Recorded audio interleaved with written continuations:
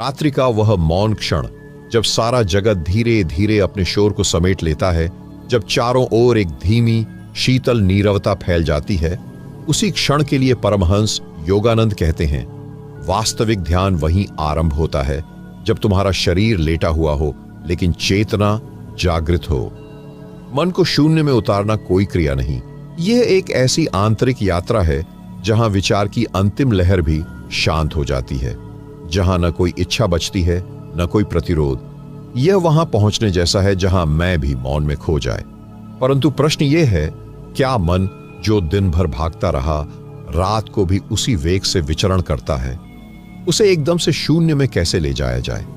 क्या केवल लेटना और आंखें मूंह लेना पर्याप्त है, या इसके पीछे कोई ऐसा सूत्र छिपा है जिसे जान लेने से हम गहरी नींद से पहले चेतना के परम द्वार पर दस्तक दे सकते हैं? परमहंस योगानंद ने जिस रहस्यपूर्ण विधि की बात की, वह न सिर्फ नींद को एक साधना बना देती है, बल्कि वह आपको हर रात आत्मा के द्वार तक पहुंचाकर उसी मार्ग पर धीरे धीरे चलना सिखाती है जिसे महायोगी अंतर्मुखी प्रकाश का मार्ग कहते हैं। लेकिन यह शुरुआत तभी होती है जब आप सोने से पहले एक छोटी सी बात को बहुत ध्यान से करते हैं, एक मौन अभ्यास जो शब्दों से परे है लेकिन उसका प्रभाव आपके पूरे अस्तित्व पर पड़ता है। अब आइए, मैं थोड़ी देर के लिए आपके हृदय से बात करना चाहता हूं। आप इस वीडियो में हैं, यह संयोग नहीं है। आपके भीतर कुछ है जो जागना चाहता है, जो शांति चाहता है, सिर्फ नींद नहीं बल्कि वह मौन जो आत्मा की गोद में ले जाए। यह यात्रा आपके लिए है। आप जो भी भूमिका में हैं, एक जिज्ञासु, एक साधक या बस थक चुके व्यक्ति, यह रहस्य आपके लिए है। मैं आपसे कोई आग्रह नहीं करूंगा कि आप लाइक करें या कमेंट करें। मैं बस यह कहना चाहता हूं कि यदि एक भी बात आपके हृदय को छू जाए तो उसे भीतर लेकर जाएं, क्योंकि यह वीडियो सिर्फ देखने के लिए नहीं है, यह आत्मा के मौन को महसूस करने के लिए है। अब लौटते हैं उस क्षण पर जब नींद से कुछ क्षण पहले आप अपने शरीर को शिथिल छोड़ चुके होते हैं और मन अब भी एक के बाद एक विचारों की कड़ी में उलझा होता है। यहीं पहली विधि सामने आती है। योगानंद कहते हैं, शरीर को शिथिल करो जैसे वह अब तुम्हारा नहीं है। फिर उस विचार को पकड़ो जो सबसे अंतिम रूप से चल रहा है और उसे भी छोड़ दो। और अब केवल एक संकल्प लो, मैं चेतना हूं, शून्य में विश्राम कर रहा हूं। इसे 3 बार मौन में कहो, लेकिन उसके साथ भावनात्मक जुड़ाव हो। यह कोई मंत्र नहीं है, यह एक भाव है, जैसे किसी ने थककर अब आत्मा की गोद में सिर रख दिया हो। इसे कहकर कुछ मत करना, बस उसे होने दो। शरीर सो जाएगा लेकिन चेतना वह शून्य की ओर बहना शुरू कर देगी। क्या आपने कभी देखा है कि कुछ रातों में ऐसा लगता है मानो नींद बहुत गहरी थी, लेकिन फिर भी भीतर कोई मौन साक्षी मौजूद था? वह साक्षी आपकी ही आत्मा है, जिससे संपर्क योगानंद की विधि के जरिए हर रात किया जा सकता है। लेकिन यह अभ्यास तभी सफल होता है जब आप एक और बात समझें कि मन शून्य में उतारने का अर्थ है उसकी सत्ता को मान्यता देना बंद करना। जैसे किसी बालक को सुलाने के लिए आप उसकी बातों को टालते नहीं, बस धीरे धीरे सुनना बंद कर देते हैं, वैसे ही विचारों को सुनना बंद करना, उन्हें दबाना नहीं, बस धीरे धीरे मौन के भीतर उतरते जाना। शून्य वहीं मिलता है जहां विचार के विराम में आप मौजूद होते हैं लेकिन सोचते नहीं। अब आगे हम जानेंगे कि इस अभ्यास को रोज करने के बाद क्या होने लगता है। क्या यह केवल शांति की अनुभूति देता है या इसके पीछे कोई गहरा आत्मिक परिवर्तन भी जुड़ा हुआ है? जब आप उस शून्य के बिंदु पर पहुंचे जहां हर विचार का अस्तित्व मिट चुका था, तो यह आत्मिक परिवर्तनों की शुरुआत होती है। परमहंस योगानंद ने कहा था, तुम्हारा मन ही तुम्हारा सबसे बड़ा मित्र या शत्रु बन सकता है। जब तुम उसे अपने नियंत्रण में लाते हो तो वह तुम्हारे जीवन में दिव्यता की नींव रखता है। लेकिन इस प्रक्रिया में समय लगता है, क्योंकि हमारे विचारों और भावनाओं की जड़ें बहुत गहरी होती हैं। यह सिर्फ नींद के पहले का अभ्यास नहीं, बल्कि एक आंतरिक शांति का साधन है जो दिन प्रतिदिन के जीवन में भी आपके साथ रहता है। आपने शून्य में उतारने का अभ्यास किया, लेकिन यह सिर्फ शुरुआत थी। इस शांति के अनुभव के साथ कुछ न कुछ बदलाव शुरू होते हैं जो शुरू में आपको सामान्य लग सकते हैं, लेकिन जैसे जैसे आप इस विधि का पालन करेंगे आप महसूस करेंगे कि आपके भीतर का संलयन धीरे धीरे गहरा हो रहा है। मन का घुमावदार मार्ग अब सीधा होने लगता है और कुछ ही दिनों में आप पाएंगे कि विचारों का प्रवाह उतना गहन और प्रभावी नहीं रहता। न तो आपके शरीर में किसी तनाव का अनुभव होता है, न ही दिमाग में कोई अस्थिरता होती है। यह शांति एक ऐसी प्रक्रिया है जो धीरे धीरे आपके भीतर स्थायित्व पैदा करती है। अब यह सवाल उठता है, क्या केवल शून्य के बिंदु पर पहुंचना ही पर्याप्त है? क्या कोई दूसरी अवस्था है जहां से आत्मा को और भी गहरी शांति मिल सकती है? जब आप शून्य के अंतराल में होते हैं तो आपके भीतर न केवल सोचने की प्रवृत्ति खत्म होती है, बल्कि हर एक अंग और कोशिका भी उस शांति को महसूस करने लगती है। यह सच है कि पहले कुछ दिन कठिनाइयां आएंगी, क्योंकि मन अक्सर आराम नहीं करने देता। लेकिन ध्यान और इस विधि के साथ आप देखेंगे कि यह संघर्ष केवल शुरुआत है। जैसे जैसे आप इस अभ्यास को जीवन में शामिल करेंगे, आप देखेंगे कि मन अब और अधिक स्थिर हो रहा है, आत्मा का अनुभव गहरा हो रहा है। इसके बाद एक और सवाल आता है, क्या इस शांति की स्थिति को लंबे समय तक बनाए रखना संभव है? यह ध्यान का अंतिम उद्देश्य नहीं है। शून्य में उतरने की विधि एक प्रवेश द्वार है, लेकिन असली बदलाव तभी होता है जब आप अपनी साधना को निरंतरता देते हैं। परमहंस योगानंद ने इसे आध्यात्मिक अनुशासन कहा। यह अनुशासन न केवल ध्यान के समय बल्कि पूरे दिन के समय में आपके मन और शरीर की स्थिति को प्रभावित करता है। और यह वही समय है जब आत्मा का स्तर वास्तव में उच्चतम स्तर पर पहुंचना शुरू करता है। योगानंद का कहना था, जो व्यक्ति अपने मन को नियंत्रित करता है वह ही सच्चा मुक्त पुरुष होता है। यह सही है। यह न केवल शारीरिक विश्राम की बात है, बल्कि यह मानसिक और भावनात्मक शांति की बात भी है, जो आपके अस्तित्व के हर हिस्से को प्रभावित करती है। अब जब हम इस विधि को और गहरे समझने की कोशिश करेंगे तो यह सवाल और भी महत्वपूर्ण हो जाता है, क्या इस शांति के अनुभव से व्यक्ति को सिर्फ शारीरिक आराम मिलता है या फिर यह उसकी आत्मा के भीतर भी परिवर्तन लाता है? क्या आप अपनी वास्तविकता को केवल एक स्थूल दृष्टिकोण से देख रहे हैं या फिर आप उसकी गहरी परतों को खोलकर उसे समझने की कोशिश कर रहे हैं? यह सवाल आपको भीतर झांकने के लिए मजबूर करता है और यही सच में परिवर्तन की शुरुआत होती है। जब हम बात करते हैं आध्यात्मिक अनुशासन की, तो यह केवल एक साधारण अभ्यास का नाम नहीं है। यह एक गहरी प्रक्रिया है जो पूरे जीवन के प्रत्येक पहलू को प्रभावित करती है। यह केवल ध्यान के समय की बात नहीं है, बल्कि यह आपकी सोच, आपके कार्य, आपके संबंध और आपकी मानसिक स्थिति में निरंतर बदलाव की प्रक्रिया है। जब परमहंस योगानंद ने आध्यात्मिक अनुशासन की बात की, तो उन्होंने उसे जीवन के हर क्षण में साकार करने का मार्ग बताया। इसका मतलब यह नहीं था कि आप केवल ध्यान करते समय शांति और संयम में रहेंगे, बल्कि यह आपको जीवन के प्रत्येक कार्य में शांति का अनुभव कराने का तरीका है।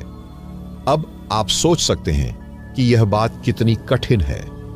मन की स्थितियां, आंतरिक संघर्ष, दुनिया की विचलनें, यह सब मिलकर हमें व्यस्त रखते हैं। यह सब हमारे ध्यान को तोड़ने की कोशिश करता है। परमहंस योगानंद ने इसे मन की आंतरिक धारा कहा है। यह आंतरिक धारा हमें बार बार बाहरी दुनिया की ओर खींचती है, लेकिन यही वह स्थान है जहां आध्यात्मिक अनुशासन की शक्ति कार्य करती है। जब आप इसे सही तरीके से पालन करते हैं तो आप देखेंगे कि बाहरी दुनिया का प्रभाव आपके भीतर की शांति को प्रभावित नहीं करता। यह वह समय होता है जब आप पाते हैं कि मन और शरीर दोनों एक लय में चलते हैं, जैसे आप शून्य में उतरने के दौरान अनुभव करते हैं। आध्यात्मिक अनुशासन यह नहीं सिखाता कि दुनिया से भाग जाओ, बल्कि यह सिखाता है कि अपनी अंतरात्मा में शांतिपूर्ण रहते हुए आप बाहर की दुनिया से जुड़ सकते हैं। एक महत्वपूर्ण सवाल यह है, क्या हम सचमुच आध्यात्मिक अनुशासन का पालन करते हैं? क्या हम इसे केवल ध्यान तक सीमित करते हैं, या क्या यह हमारे दैनिक जीवन का एक हिस्सा बन चुका है? क्योंकि सच्चा अनुशासन तभी होता है जब यह आपके हर कार्य में व्यक्त होता है, आपकी हर सोच, हर भावना में। असली आध्यात्मिक अनुशासन की पहचान इस बात में है कि आपके भीतर की शांति और संतुलन न केवल ध्यान के समय होता है, बल्कि यह हर समय आपके साथ चलता है। यह केवल आपके मन और विचारों तक सीमित नहीं है, बल्कि यह आपके शरीर और हर कार्य में भी साकार होता है। यह एक गहरी आंतरिक प्रक्रिया है जो धीरे धीरे आपके हर पहलू में आत्मा के प्रकाश को फैलाती है। अब आप सोच सकते हैं, क्या यह सिर्फ ध्यान की स्थिति में प्राप्त शांति और संयम होता है, या फिर यह शांति को बाहरी दुनिया में भी लागू किया जा सकता है? क्या आध्यात्मिक अनुशासन का पालन करते हुए हम अपने रिश्तों, अपनी कार्यशैली, अपनी सोच को भी बेहतर बना सकते हैं? इन सवालों का उत्तर हां है, क्योंकि जब आप आंतरिक शांति को अनुभव करते हैं तो वह अपने आप आपके बाहरी जीवन को भी बदल देती है। आध्यात्मिक अनुशासन का अनुसरण करते हुए आप पाएंगे कि आपकी सोच अधिक सकारात्मक हो जाती है, आपके रिश्तों में अधिक समझ और प्रेम होता है, और आप जो भी कार्य करते हैं वह अधिक शांति और संतुलन के साथ करते हैं। यह न केवल शारीरिक शांति है, बल्कि यह मानसिक और भावनात्मक शांति भी है। जब आप हर पल में आत्मविश्वास और संतुलन के साथ रहते हैं तो न केवल आप अपने जीवन को अधिक शांतिपूर्ण बनाते हैं, बल्कि आप अपनी ऊर्जा और प्रभाव को भी उन लोगों तक पहुंचाते हैं जो आपके साथ हैं। यह प्रक्रिया निरंतर चलती रहती है, क्योंकि जैसे जैसे आप भीतर और बाहर की शांति में वृद्धि करते हैं, वैसे वैसे यह शांति और संतुलन आपके जीवन का एक स्थायी हिस्सा बन जाता है। और यह सवाल फिर सामने आता है, क्या हम इस शांति और संतुलन को अपने जीवन में स्थायी बना सकते हैं? क्या हम इसे हर पल में अपने जीवन का हिस्सा बना सकते हैं? यह वही स्थान है जहां आध्यात्मिक अनुशासन कार्य करता है। यह सिर्फ एक अभ्यास नहीं है, बल्कि एक जीवन पद्धति है जो धीरे धीरे आपके भीतर स्थायित्व लाती है। स्थायित्व कोई एक अवस्था नहीं, बल्कि एक गहरा स्पंदन है, एक ऐसी तरंग जो भीतर की मौन गहराइयों से उठती है और जीवन की हर परत को धीरे धीरे अपने रंग में रंग देती है। जब परमहंस योगानंद स्थायित्व की बात करते हैं तो वह केवल मानसिक या भावनात्मक ठहराव की नहीं, बल्कि एक ऐसी शक्ति की ओर संकेत करते हैं जो न तो समय से बंधी है और न ही परिस्थिति से। यह स्थायित्व भीतर के उस स्रोत से आता है जिसे संसार की कोई हलचल छू नहीं सकती। लेकिन प्रश्न यह है कि क्या हम स्थायित्व को पहचानते हैं, या हम उसे केवल एक आरामदायक स्थिति समझ लेते हैं? अक्सर हम सोचते हैं कि जब हमारे चारों ओर शांति होगी तभी हम स्थिर रह पाएंगे, पर सच्चा स्थायित्व तब आता है जब हम भीतर शांति के स्रोत को अनुभव कर लेते हैं, और फिर वह शांति हमें उस तूफान में भी संभाले रखती है जहां सामान्यतः मन डगमगाने लगता है। ये वही क्षण होता है जहां ध्यान की गहराई और स्थायित्व की ऊर्जा एक हो जाती है। परमहंस योगानंद कहते हैं कि स्थायित्व को पाने के लिए मन को पहले रिक्त करना होता है। रिक्त लेकिन मृत नहीं, शून्य लेकिन चेतन। क्योंकि जब आप भीतर से खाली होते हैं तभी तो आत्मा की गूंज स्पष्ट सुनाई देती है, और जब वह गूंज स्थायी रूप से भीतर बस जाए तो फिर कोई भी परिस्थिति, कोई भी विचार आपके स्थायित्व को छू नहीं सकता। अब एक और प्रश्न उठता है, क्या स्थायित्व का अर्थ यह है कि हम निष्क्रिय हो जाएं? क्या यह हमें कर्म से दूर करता है? उत्तर है बिल्कुल नहीं। स्थायित्व हमें निष्क्रिय नहीं करता, बल्कि यह हमारी गतिविधियों में संतुलन और स्पष्टता लाता है। यह हमें हर कार्य के मूल में मौन और अर्थ भरने की क्षमता देता है, क्योंकि जब आप भीतर स्थिर होते हैं तब आप बाहरी गति को भी एक उद्देश्य से भर देते हैं। यह वही अवस्था है जहां योगानंद ध्यान को जीवन में उतरने का नाम देते हैं। ध्यान का अर्थ केवल आंख बंद करना नहीं, बल्कि आंख खुली होने पर भी ध्यान में होना है। तो अब यह सोचिए, क्या हम ऐसा जीवन जी रहे हैं जहां भीतर की स्थिरता हमारी बाहरी दुनिया को भी रूपांतरित कर रही है, या हम केवल ध्यान की कुछ क्षणों तक सीमित शांति में जी रहे हैं? यह एक गंभीर प्रश्न है, क्योंकि यदि ध्यान का प्रभाव केवल ध्यानस्थ अवस्था तक सीमित रह गया तो उसका उद्देश्य अधूरा रह गया। ध्यान वह बीज है जो स्थायित्व रूपी वृक्ष को जन्म देता है, और यह वृक्ष तभी पनपता है जब हम हर दिन उसकी जड़ों में मौन का जल डालते हैं। परमहंस योगानंद की रहस्यपूर्ण विधियों में यह मौन, यह स्थायित्व, यह अंतरयात्रा किसी पद्धति का अंत नहीं, बल्कि आत्मा की यात्रा की शुरुआत है। और जब यह शुरुआत भीतर से बाहर की ओर बहने लगती है तो हमारी दृष्टि, हमारे शब्द, हमारा हृदय सब एक नई लय में धड़कने लगते हैं। यह स्थायित्व ही है जो हमें रात की नींद में भी एक दिव्य जागरूकता की ओर ले जाता है। यह वही बिंदु है जहां सोते हुए मन को शून्य में उतारना केवल एक विचार नहीं रह जाता, बल्कि अनुभव बन जाता है। अनुभव, यह शब्द जितना सामान्य प्रतीत होता है उतना ही रहस्यमय है जब वह भीतर घटता है। परमहंस योगानंद की दृष्टि में अनुभव कोई घटना नहीं होती जिसे आप याद करते हैं, बल्कि एक ऐसी अंतर्दृष्टि होती है जो आपको पूर्ण रूप से बदल देती है। जिस क्षण आत्मा किसी सत्य को छू लेती है वह क्षण अनुभव बन जाता है, और वह अनुभव तर्क से परे चला जाता है। उसे शब्दों में बांधा नहीं जा सकता, उसे केवल जिया जा सकता है। जो व्यक्ति भीतर स्थिर होता है उसी के भीतर अनुभव गहराई से उतरता है। अब इस अनुभूति को हम एक कथा के माध्यम से समझेंगे। एक ऐसी कथा जो केवल कहानी नहीं है, बल्कि चेतना को भीतर मोड़ने वाली एक अद्भुत यात्रा है। यह कथा दो पात्रों की है, एक युवा साधक की जिसका नाम है ईशान, और एक वृद्ध योगी की जिन्हें सब अंतर्नाथ बाबा के नाम से जानते थे। ईशान एक तीव्र प्रश्न लेकर आया था। मैं ध्यान करता हूं, मैं विधियां सीखता हूं, मैं मौन में भी उतरता हूं, लेकिन मुझे अनुभव क्यों नहीं होता? मेरे भीतर वह स्पंदन क्यों नहीं उठता जिसके बारे में शास्त्र और संत कहते हैं? अंतर्नाथ बाबा ने उसकी आंखों में देखा, धीरे से मुस्कुराए और बोले, बेटा, तू गंगा के किनारे बैठकर समुद्र की प्रतीक्षा कर रहा है, जबकि तुझे गंगा में उतरकर सागर की धारा को अनुभव करना होगा। ध्यान बैठकर किया जाता है, पर अनुभव भीतर बहकर आता है। ईशान चुप रहा, पर उसकी आंखें बेचैन थीं। बाबा ने एक छोटा कटोरा लिया, उसमें पानी भरा और उसे शांत जमीन पर रख दिया। फिर बोले, अब इस पानी को देख, जैसे यह स्थिर है वैसे ही तेरा मन होना चाहिए। फिर जो भी आकाश से गिरेगा वह सीधे इस जल में प्रतिबिंबित होगा। लेकिन यदि यह जल हिलता रहेगा तो चाहे सूर्य भी क्यों न उतरे, उसका प्रतिबिंब तुझे स्पष्ट नहीं दिखेगा। ये शब्द ईशान के भीतर उतर गए। वह समझ गया कि अनुभव को पाने की लालसा ही कभी कभी सबसे बड़ी रुकावट बन जाती है। उसे चाहिए था समर्पण, प्रतीक्षा और शुद्ध मौन, क्योंकि अनुभव खोज से नहीं, तप से नहीं, बल्कि आत्मा की पुकार सुनने से आता है। इस कथा के माध्यम से एक रहस्य खुलता है, वह यह कि अनुभव पाने की जगह स्वयं को अनुभव के योग्य बनाना होता है। जब भीतर पात्रता आती है तो ब्रह्मांड स्वयं उतरने को तत्पर हो जाता है। योगानंद जी कहते थे, यदि आत्मा की प्यास सच्ची हो तो ईश्वर स्वयं उस हृदय तक पहुंचते हैं।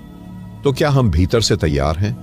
क्या हम केवल विधियां जमा कर रहे हैं या स्वयं को अनुभव के लिए खाली भी कर रहे हैं? क्या हम ध्यान को एक लक्ष्य की तरह देखते हैं या एक प्रेममयी यात्रा की तरह स्वीकारते हैं? अनुभव शब्द नहीं मांगता, वह मौन मांगता है, वह प्रतीक्षा मांगता है। वह इतना कोमल है कि वह केवल उस मन में उतरता है जो अब और जानना नहीं चाहता, बल्कि केवल होना चाहता है। यहां से आगे हम इस कथा को उसी दिशा में बहने देंगे जहां ईशान का आंतरिक परिवर्तन सिर्फ समझ में नहीं, बल्कि जीवन के हर स्तर पर उतरने लगता है। वहीं से खुलता है अगला द्वार, जहां ईशान को नींद के द्वार से गुजरते हुए शून्य में उतरने की प्रथम झलक मिलती है। झलक कभी स्पष्ट नहीं होती, वह एक धुंधली परछाई की तरह आती है और फिर अंतरतम में उतर जाती है। जिस क्षण वह आती है वह बाहरी दुनिया से संबंध तोड़ देती है और भीतर की दुनिया का द्वार खोल देती है। परमहंस योगानंद ने जिस रहस्यपूर्ण विधि की बात की है वह झलक को पकड़ने की नहीं, बल्कि उस झलक में विलीन होने की विधि है। उस झलक के पीछे शून्य खड़ा होता है, मौन की तरह, अस्तित्वहीन होते हुए भी सब कुछ समेटे हुए। ईशान अब धीरे धीरे बदल रहा था। वह केवल ध्यान नहीं करता था, अब वह ध्यान को जीने लगा था। अब उसके भीतर कुछ स्थिर हो चला था जो बाहरी हलचलों से प्रभावित नहीं होता। वह नींद को भी सिर्फ विश्राम नहीं बल्कि यात्रा की तरह देखने लगा था। पर क्या नींद में कोई यात्रा हो सकती है? क्या नींद जो अचेतन प्रतीत होती है वह भी चेतना के किसी दरवाजे को खोल सकती है? योगानंद कहते हैं, नींद के क्षणों में जब मन मौन होता है तब आत्मा सबसे अधिक स्वतंत्र होती है। वह ईश्वर की ओर उड़ने लगती है बिना किसी बोझ के। ईशान ने अपनी दृष्टि को भीतर मोड़ना शुरू किया। सोने से ठीक पहले वह स्वयं से एक प्रश्न पूछता, मैं कौन हूं जब मैं शरीर नहीं होता? और फिर वह श्वास को देखता, धीरे धीरे उसे महसूस करता जैसे वह कोई सागर की लहर हो जो तट पर आकर लौट जाती है। श्वास की हर लहर के साथ वह शरीर के बंधनों से थोड़ा और दूर हो जाता। विचारों की पकड़ धीमी पड़ने लगती। एक क्षण आता जब वह महसूस करता कि वह स्वयं में नहीं रहा बल्कि किसी अज्ञात में समा गया है। उस क्षण वह न नींद में होता और न जागरण में। वह किसी तीसरी स्थिति में होता जहां सिर्फ मौन होता है। यही है योगानंद की रहस्यमयी विधि का प्रवेश द्वार। यह स्थिति जहां चेतना धीरे धीरे शरीर से मुक्त होती है और शून्य की ओर बहने लगती है, उसे पकड़ना नहीं होता, बस उसमें खो जाना होता है। क्योंकि यदि आप उसे पकड़ना चाहें तो वह फिसल जाती है, लेकिन यदि आप बस उसे महसूस करें तो वह आपको अपने साथ बहा ले जाती है। शून्य कोई सन्नाटा नहीं है, वह आकाश है जिसमें हर तारा नृत्य करता है पर स्वयं दिखाई नहीं देता। शून्य वह गर्भ है जहां विचार जन्म नहीं लेते बल्कि विलीन हो जाते हैं। और यह शून्य ही वह स्थान है जहां आत्मा अपने मूल रूप में लौटती है। तो क्या नींद में शून्य तक पहुंचना संभव है? यदि नींद से पहले मन पूर्ण रूप से शांत हो, श्वास गहरी और सहज हो और चेतना उस मौन को थामे रहे, तो हां, नींद का पहला चरण शून्यता की देहरी बन सकता है। और यही से उस विधि की शुरुआत होती है जिसे योगानंद जी ने आत्मा की उड़ान कहा है। ईशान अब सोने नहीं जाता। वह हर रात शून्य को छूने की तैयारी करता है और कभी कभी जब संपूर्ण समर्पण होता है तो वह झलक विस्तार बन जाती है और आत्मा उस नींद के गर्भ से जागरण की ओर प्रस्थान करती है। प्रस्थान कभी सिर्फ स्थान का नहीं होता, वह भीतर के एक स्तर से दूसरे स्तर की ओर एक मौन छलांग होता है। जिस क्षण आत्मा शून्य को स्पर्श करती है उस क्षण वह किसी और दिशा में मुड़ती है, जहां विचारों की कोई परछाई नहीं, जहां अनुभूति होती है लेकिन अनुभूति करने वाला नहीं होता। ईशान अब उस दिशा में बढ़ चला था जहां स्वप्न, नींद और ध्यान तीन अलग शब्द नहीं रहे, वे एक ही स्पंदन की अलग परतें बन गए। उस रात जब चंद्रमा बादलों में लुका छिपी खेल रहा था, ईशान की आंखें बंद थीं लेकिन भीतर एक उजास जल रहा था। वह गहरी नींद में नहीं था और न ही पूरी तरह जागृत। वह उस मध्य स्थिति में था जहां आत्मा अपने वास्तविक केंद्र के करीब होती है। उसे ऐसा लगा जैसे वह अपने शरीर से बाहर है, जैसे कोई पारदर्शी प्रकाश पिंड नीचे लेटे हुए शरीर को देख रहा हो। यह कोई कल्पना नहीं थी, यह कोई विचार नहीं था, यह एक अनुभव था, स्पष्ट, शुद्ध, निर्विचार। क्या आत्मा शरीर के बाहर जा सकती है जब हम सो रहे हों? क्या हम बिना उठे अपने भीतर की ऊंचाइयों को छू सकते हैं? यह प्रश्न अब ईशान के लिए सैद्धांतिक नहीं थे, वे उसके अनुभव बन चुके थे। योगानंद जी ने कहा था, जब आप शून्य के उस द्वार से प्रवेश करते हैं तो स्वप्न और जागरण दोनों की सीमाएं टूटने लगती हैं। आप अपने ही अंदर कोई गूढ़ यात्रा करते हैं जहां हर क्षण एक प्रश्न बन जाता है और हर मौन उत्तर। ईशान अब प्रश्नों को दबाता नहीं था, वह उन्हें सुनता था जैसे कोई शिशु मां की हृदय ध्वनि को सुनता है। वह स्वयं से पूछता, क्या मैं वही हूं जो मुझे लगता है? क्या मेरी चेतना सीमित है या यह शरीर से बाहर बह सकती है? क्या नींद का उद्देश्य सिर्फ विश्राम है या वह किसी गुप्त द्वार का संकेत है? इन सवालों ने उसे भीतर के और गहरे कक्षों की ओर धकेला और जैसे जैसे वह उन कक्षों में प्रवेश करता, उसे एहसास हुआ कि हर रात जब हम सोते हैं तो हमारी चेतना एक दरवाजा खटखटाती है, लेकिन हम सुनते नहीं, क्योंकि हम थक कर सोते हैं, तैयार होकर नहीं। और योगानंद जी की विधि यही कहती है, सोने को एक अवसर बनाओ। अवचेतन की यात्रा को चेतन स्पर्श दो। ईशान अब सोने से पहले अपने भीतर एक मौन मंत्र को दोहराता। न कोई शब्द, न कोई भाषा, बस एक आंतरिक कंपन जो धीरे धीरे उसे अपने भीतर की सीढ़ियों पर ले जाता। हर रात वह एक नई तल को छूता, हर सुबह वह थोड़ा और हल्का होता। उसके स्वप्न अब अस्पष्ट नहीं थे, वे संकेत बन गए थे। कभी प्रकाश की लहर, कभी किसी देव स्वरूप का संकेत, कभी पूर्ण मौन जो भीतर गूंजता रहता था। क्या यह अंतरयात्रा थी या कोई पुराना स्मरण जो धीरे धीरे जाग रहा था? क्या चेतना केवल वर्तमान को जीती है या वह अतीत और भविष्य दोनों को छू सकती है नींद की चुप्पियों में? ईशान को कोई स्पष्ट उत्तर नहीं था, लेकिन एक अनुभव था जो किसी उत्तर से कहीं अधिक गहरा था। उसने सीखा, सोने से पहले केवल बिस्तर नहीं चुनना होता, अपना अंतरतम भी चुनना होता है। और जब अंतरतम मौन होता है तो शून्य की झील में आत्मा एक पत्थर बनकर गिरती है और तरंगें दूर दूर तक जाती हैं। वही तरंगें कभी स्वप्न बनती हैं, कभी प्रतीक, और कभी उस अनंत मौन का हिस्सा जिसे योगानंद परम निद्रा का द्वार कहते हैं। द्वार खुलता है लेकिन कोई आवाज नहीं होती, कोई किवाड़ नहीं चरमराता, कोई सीढ़ी नहीं दिखती। यह भीतर खुलने वाला द्वार है जिसका ताला बाहर से नहीं, भीतर की उपस्थिति से खुलता है। ईशान उस द्वार के पार पहुंच चुका था। अब वह नींद को सिर्फ विश्राम नहीं मानता था, बल्कि एक सीधा मार्ग समझता था जो चेतना को शुद्ध करता है और आत्मा को वह कंपन प्रदान करता है जो परम मौन में गूंजता है।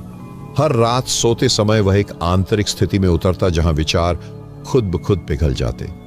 उसे अब किसी प्रयास की आवश्यकता नहीं थी। वह केवल एक विशेष स्थिति को स्वीकार करता जहां शरीर की हर शिरा शांत हो जाती थी और मन की धारा सागर की ओर बहती थी। सागर जहां विचार नहीं, सिर्फ शुद्ध उपस्थिति होती है। योगानंद जी की शिक्षा उसके भीतर गूंजती थी। जब मन शांत हो और सांस एक लय में चले तो आत्मा उस क्षण को पकड़ सकती है जिसे कोई घड़ी नहीं गिन सकती।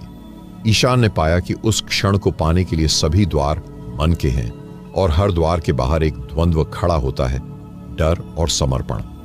डर कहता है अगर तू सब छोड़ देगा तो क्या बचेगा, और समर्पण कहता है जो बचेगा वही तू है।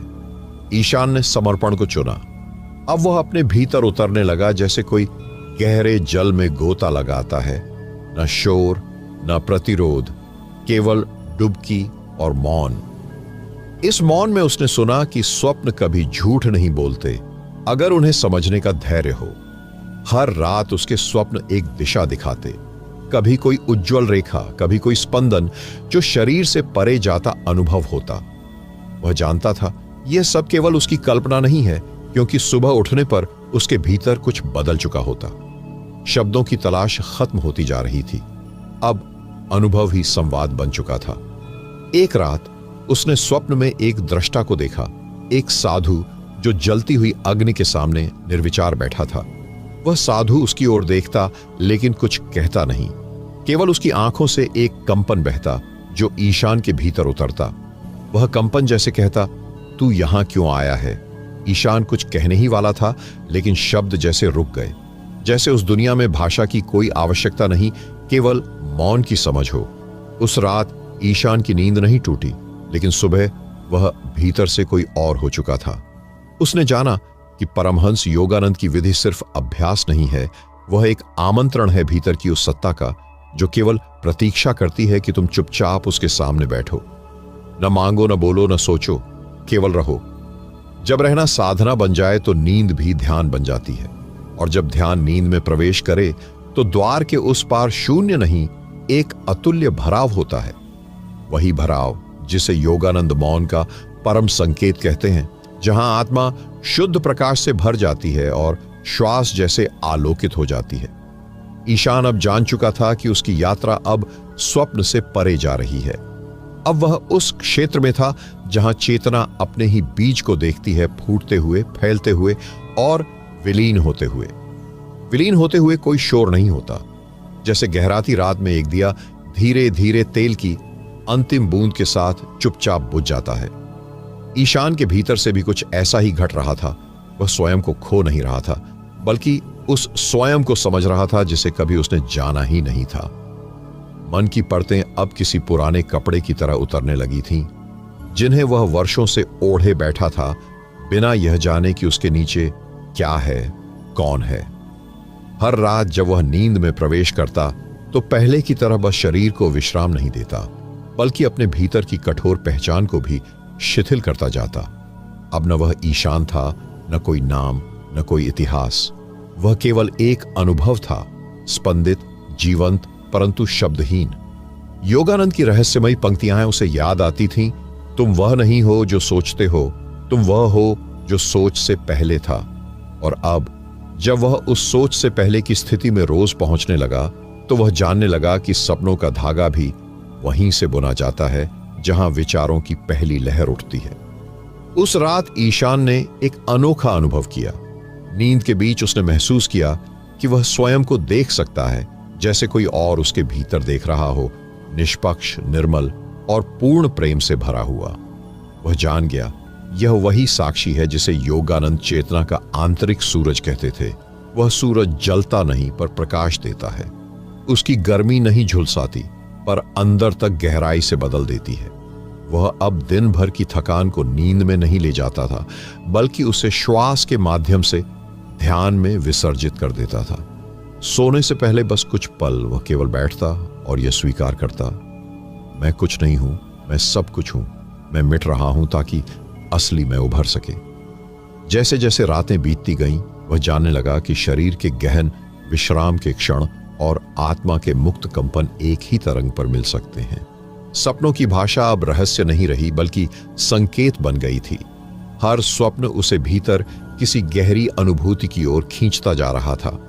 एक स्वप्न में उसने देखा, वह एक शांत झील के किनारे बैठा है और झील की सतह पर उसका प्रतिबिंब नहीं, बल्कि कोई प्रकाश तरंगें नाच रही हैं।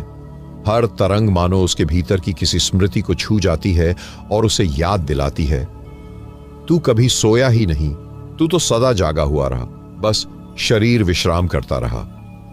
अब वह जान गया था, विलीन होना मिटना नहीं है, बल्कि वह परत हटाना है जो उसे उसकी असली सत्ता से अलग किए हुए थी।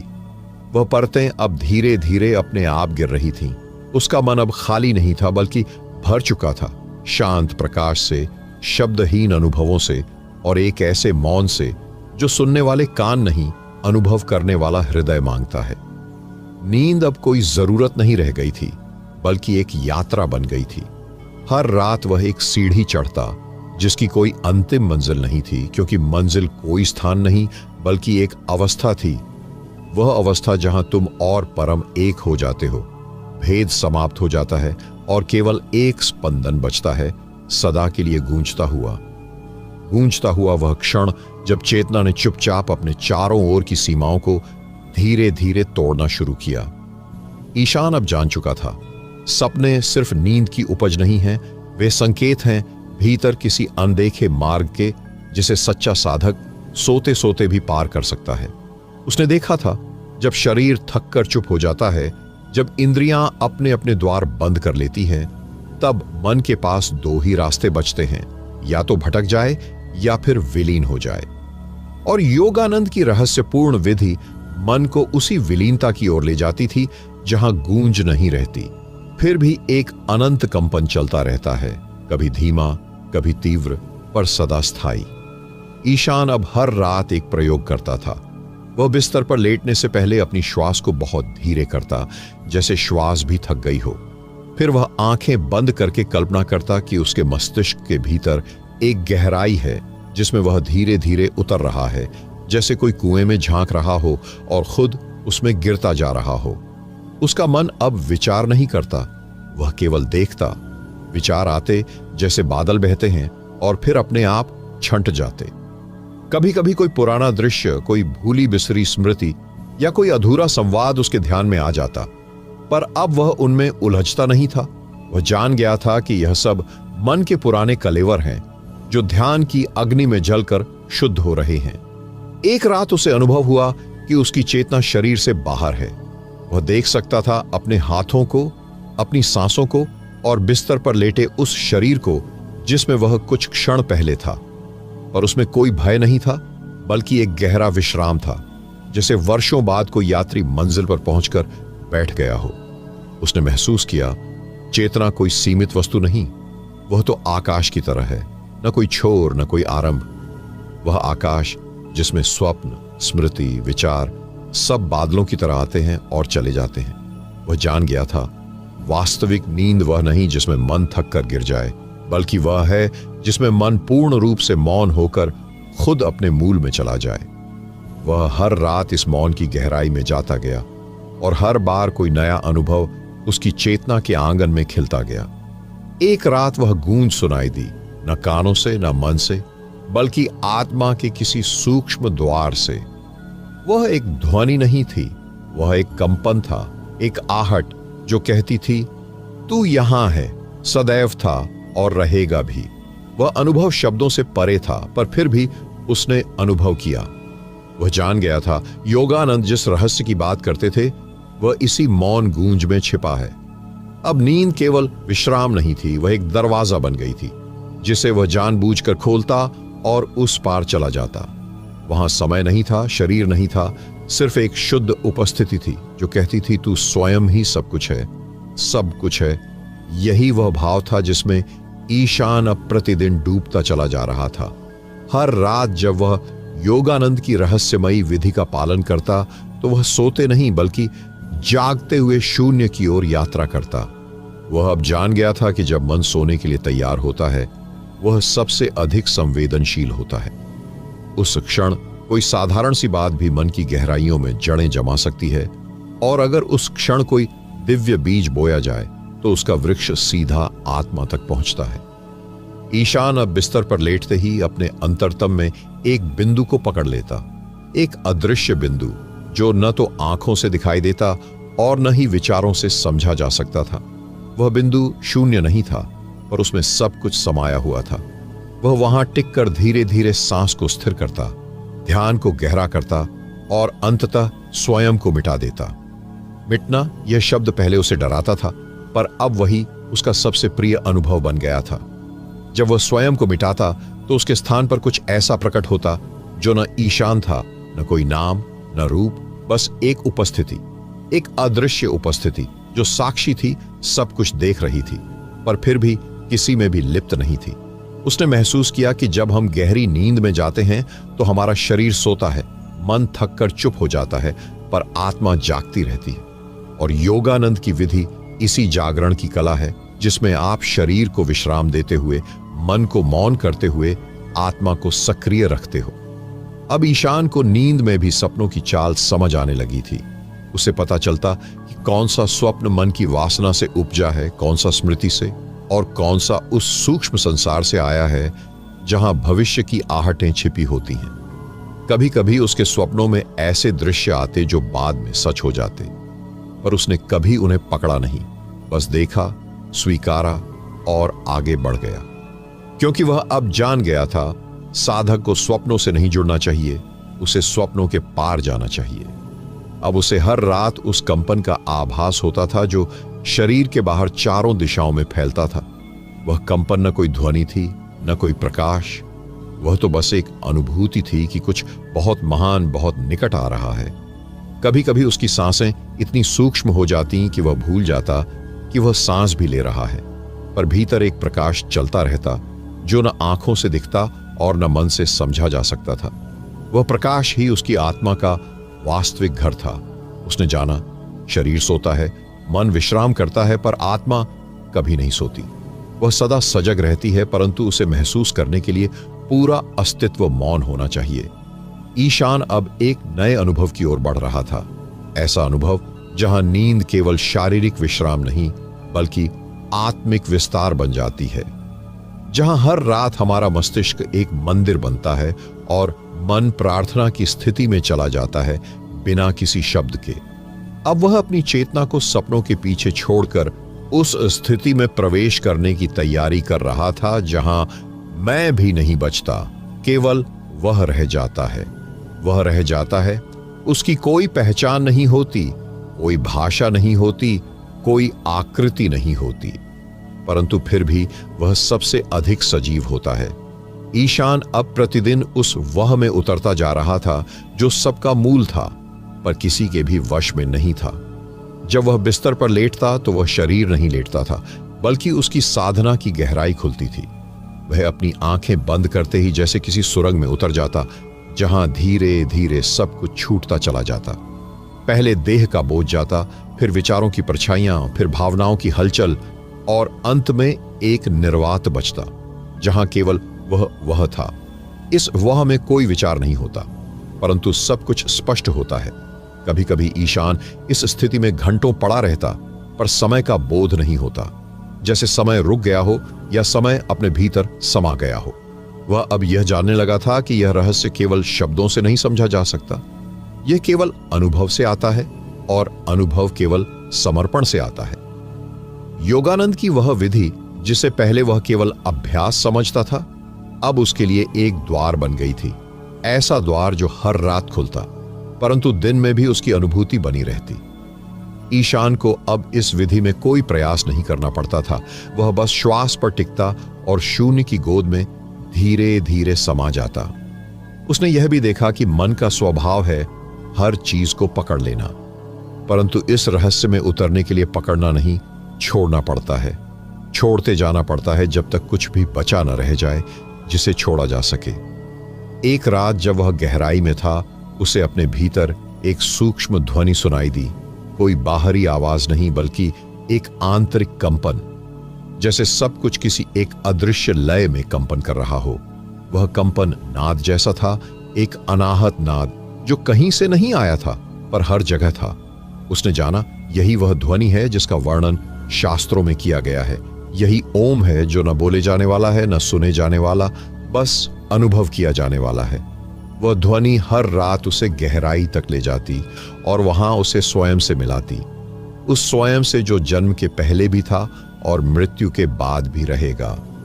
अब वह भय से मुक्त हो गया था, न मृत्यु का भय, न खोने का भय, क्योंकि अब वह जान चुका था जो कुछ भी खत्म हो सकता है वह नहीं है, और जो वास्तव में है वह कभी खत्म नहीं हो सकता। हर रात वह एक नई यात्रा पर निकलता, न कोई मंजिल, न कोई दिशा, फिर भी हर बार कुछ नया खुलता उसकी चेतना में। यह वही रहस्य था जिसे योगानंद शून्य में उतरना कहते थे, और अब ईशान उस शून्य में स्थिर हो रहा था। जैसे कोई लहरें थम गई हों, जैसे कोई पुराना गीत अब पूरी तरह शांत हो गया हो। ईशान के भीतर अब कुछ ऐसा होने लगा था जो समझ से नहीं, सिर्फ अनुभव से ही जाना जा सकता था। मन अब चुप हो गया था, विचार अब सिर्फ पृष्ठभूमि में बचे थे, और एक ऐसा मौन था जो शब्दों से नहीं बल्कि आत्मा से बात करता था। वह मौन कोरे खालीपन का नहीं था, वह मौन एक गहन उपस्थिति थी, जैसे कोई उसके भीतर बैठा है, चुपचाप, प्रेम पूर्वक, संपूर्ण जागरूकता में। इस मौन में उतरते उतरते ईशान को अब कोई संघर्ष महसूस नहीं होता था। न स्वयं को नियंत्रित करना पड़ता था, न विचारों को रोकना पड़ता था। सारा प्रयास, सारा नियंत्रण सब विलीन हो गया था, और रह गया था सिर्फ एक अदृश्य बहाव जो स्वयं ही उसे लिए जा रहा था।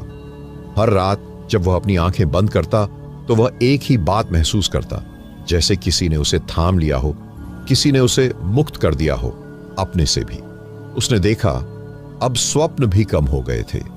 नींद में जो छवियां आती थीं वे अब भ्रम जैसी नहीं लगती थीं, बल्कि जैसे कोई संकेत हो, जैसे कोई भीतर से कहीं और बुला रहा हो, शून्य की ओर, शुद्धता की ओर। एक रात जब सब कुछ बिल्कुल शांत था और उसकी श्वास बस धीमी धीमी चल रही थी, उसे भीतर कुछ खुलता हुआ महसूस हुआ।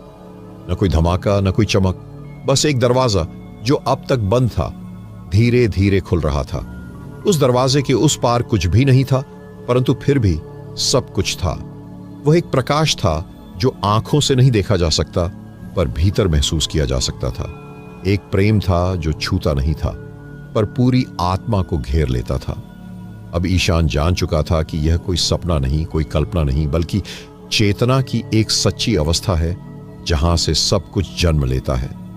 अब वह भीतर से इतना हल्का महसूस करता था जैसे कोई भार ही न बचा हो, न कल का बोझ, न आज की उलझने, न भविष्य की चिंता।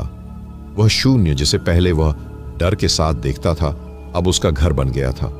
वह वहीं रहना चाहता था, वहीं समा जाना चाहता था।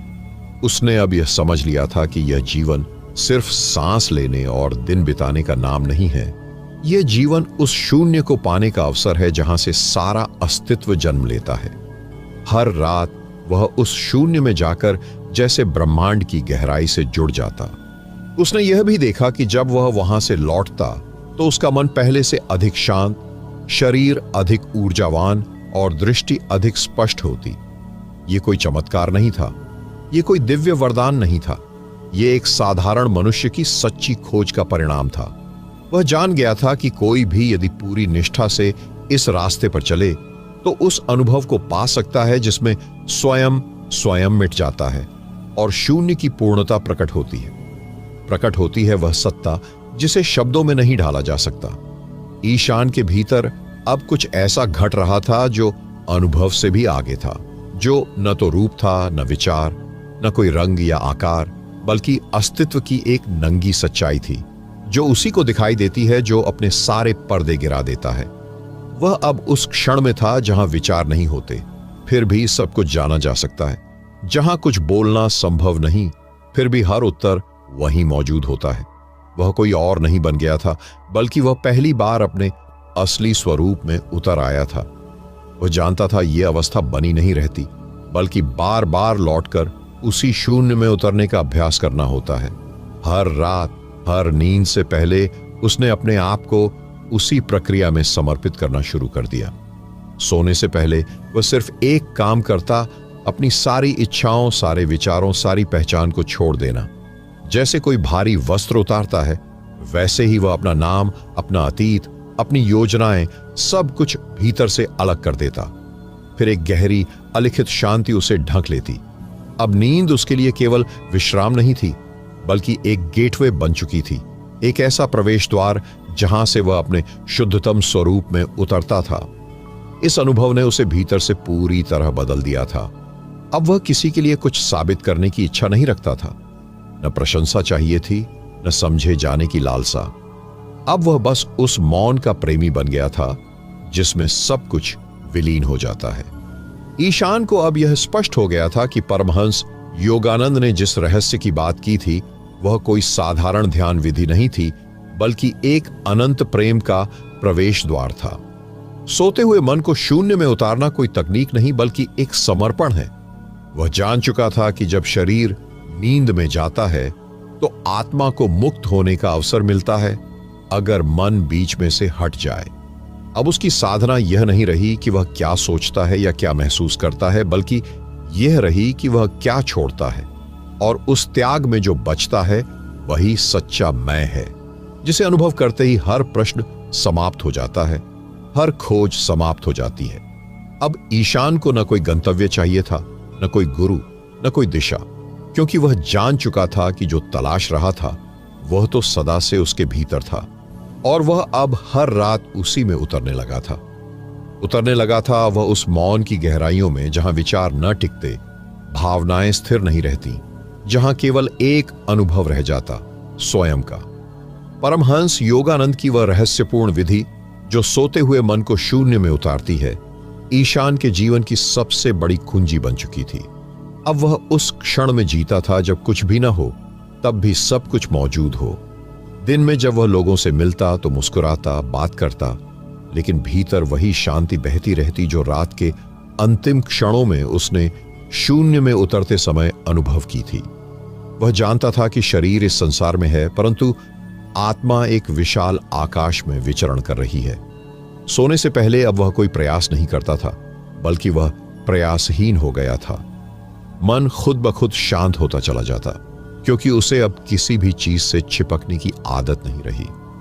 वह जान गया था कि असली जागरण नींद के अंतिम छोर पर होता है, जहां चेतना अपने मूल स्रोत से मिल जाती है। ईशान ने अपने जीवन में कई लोगों को देखा जो ध्यान करते हैं, प्रयास करते हैं, परंतु भीतर बेचैनी बनी रहती है, क्योंकि वे मन को समझने के बजाय उसे सुधारने में लग जाते हैं। पर जब तुम मन को सुधारने की नहीं, बल्कि उसे देखने की कला सीख जाते हो, तब वही मन शांत हो जाता है, और यह देखना नींद में प्रवेश के पहले सबसे शुद्ध रूप में किया जा सकता है। परमहंस योगानंद की यह विधि किसी एक रात का खेल नहीं थी, ये एक यात्रा थी जिसमें हर रात हर शयनकाल एक साधना बन जाता था। अब ईशान को डर नहीं था कि वह जागते समय क्या सोचता है, क्योंकि सोने से पहले वह हर बोझ को छोड़ देता था। हर वह पहचान जिसने उसे बांध रखा था, वह सब स्वप्नों में घुल जाती थी और वह सच्चे आत्मा की तरह एकदम नग्न, एकदम मुक्त होकर शून्य में समा जाता था।